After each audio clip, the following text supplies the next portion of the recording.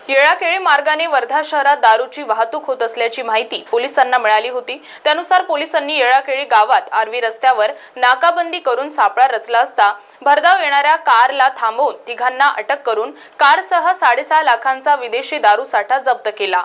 ही कारवाई स्थानिक गुन्हे शाखेने 24 मे रोजी रात्रीच्या सुमारास केली। मुकेश राधेलालजी जयस्वाल, पवन प्रल्हाद धुळे, शुभम उर्फ गोलू संजय शिंदे अशी अटक केलेल्या आरोपींची नावे आहेत।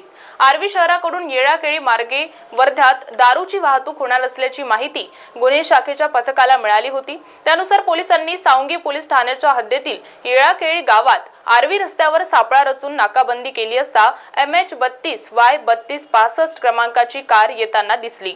पोलिसांनी थांबण्याचा इशारा देताच चालकाने पळण्यासाठी कार रिव्हर्स घेतली, मात्र कार रस्त्याखाली उतरून अडकली। पोलिसांनी आरोपींना ताब्यात घेत कारसह 6,62,400 रुपयांचा मुद्देमाल जप्त केला। महाराष्ट्र टीव्ही 24 साठी सतीश काळे, वर्धा।